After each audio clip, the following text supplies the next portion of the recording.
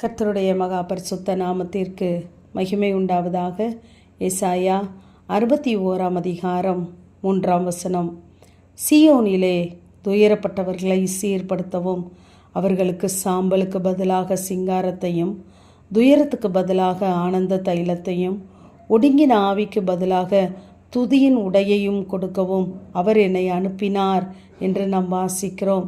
இந்த நாளிலே துயரத்தோடு, பாடுகளோடு, நொறுக்கப்பட்ட சூழ்நிலையிலே, உடைக்கப்பட்ட சூழ்நிலைகளிலே இந்த சத்தத்தை கேட்டுக்கொண்டு இருப்பீர்களானால், கர்த்தர் உங்களை சீர்படுத்த விரும்புகிறார். எதற்கென்றால், கர்த்தர் தம்முடைய மகிமைக்கென்று நாட்டின நீதியின் விருட்சங்களாய் உங்களை பார்க்க விருப்பப்படுகிறார். ஆகவே துயரப்பட்டவர்கள் மேலே அவருடைய கவனம் இருக்கிறது. நீங்கள் கட்டப்பட்டவர்களாய், உபத்திரவப்பட்டவர்களாய், மறக்கப்பட்டவர்களாய், குறைவுள்ளவர்களாய் இருக்கலாம். ஆனால் உங்கள் மேலே கர்த்தருடைய பார்வை இருக்கிறது என்பதை மறந்து போகாதிருங்கள். குறைகளை மறந்து கர்த்தருடைய சமூகத்தை நோக்கி பாருங்கள். இங்கு நியாயாதிபதிகள் 13 அதிகாரம் 2 மனவா என்கிற ஒரு மனுஷன் இருக்கிறான். அவனுடைய வம்சத்தை குறித்து சொல்லப்பட்டு இருக்கிறது. அவனுடைய ஊரை குறித்து சொல்லப்பட்டு இருக்கிறது.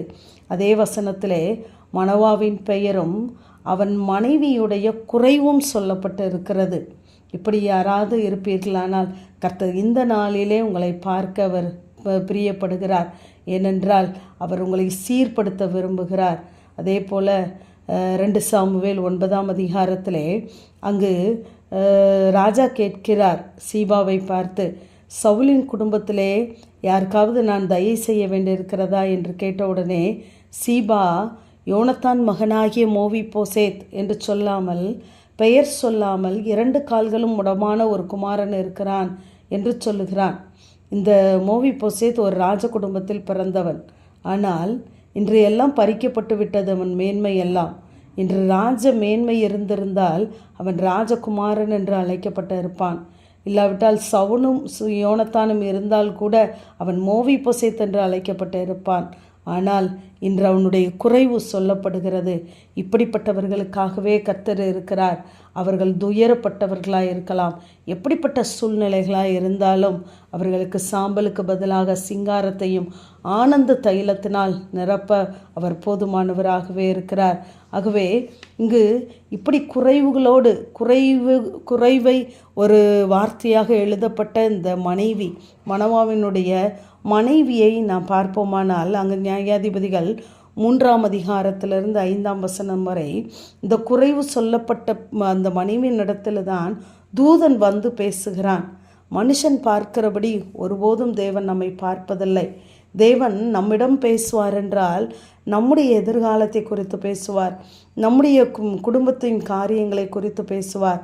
தேவன் ஒரு வார்த்தை நம்மிடத்திலே பேசுவாரானால் அந்த வார்த்தையிலே ஜீவன் உண்டு. அந்த வார்த்தையிலே நம்முடைய துயரத்திற்கான, துக்கத்திற்கான, குறைவுகளுக்கான பதில் உண்டு. அந்த ஒரு வார்த்தையிலே உலர்ந்த எலும்புகள் எல்லாம் தெய்வ வார்த்தையை கேட்கும் பொழுது எழும்பி நிற்கும். ஆகவே நாம் சோர்ந்து போகாதபடி, நம்முடைய குறைவுகளை நாம் எண்ணிக்கொண்டு இருக்காதபடி நம்மை சீர்படுத்துகிற தேவனை நோக்கி நாம் பார்ப்போம். எல்லாரும் லாசருடைய மரணத்தை குறித்து பேசினார்கள். இவன் மரித்து போனான், செத்து 4 நாளாயிற்று நாருமே என்று.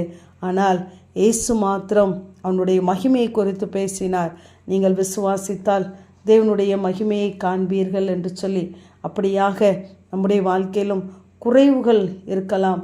ஆனால் அந்த குறைவுகளின் மத்தியிலே நாம் தேவனை நோக்கி பார்க்கும் பொழுது தேவன் தம்மிடத்திலே வந்து அவருடைய வார்த்தையை வெளிப்படுத்துகிறவராய், நம்மை தைரியப்படுத்துகிறவராய், நம்மை அரவணைக்கிறவராய் இருக்கிறார். அவர் நம்மை சீர்படுத்துகிற தேவன். சாம்பலுக்கு பதிலாக சிங்காரத்தை தருகிற தேவன். துயரத்துக்கு பதிலாக நம்மளுக்கு ஆனந்த தைலத்தை தர அவர் போதுமானவர். ஒடுங்கி போய் இருப்பீர்களானால் அவர் துதியின் உடையை உங்களுக்கு கொடுத்து உங்களை அலங்கரிக்க அவர் போதுமானவராகவே இருக்கிறார். ஆமேன். ஜெபம். பிதாவாகிய தேவனே, குமாரனாகிய இயேசு கிறிஸ்துவின் நாமத்தின் மூலமாய் உடைய சன்னிதானத்தில் வருகிறேன். துயரத்திற்கு பதிலாக சிங்காரத்தையும், ஒடுங்கின ஆவிக்கு பதிலாக துதியின் உடையையும் கொடுக்கிறது நல்ல தேவன். இந்த நாளிலே குறைவுகளோடு இருக்கிற உடைய பிள்ளைகளுக்கு உடைய வார்த்தையை அனுப்பி நீங்கள் பலப்படுத்தும்படியாய், குறைவுகளிலே நிறைவான தேவன், நீங்கள் நிறைவானவற்றை அருள் செய்யும்படியாய் ஜெபிக்கிறேன். உடைய கரத்திலே தருகிறோம். இயேசுவின் மூலம் ஜெபங்க, நல்ல பிதாவே. ஆமேன்.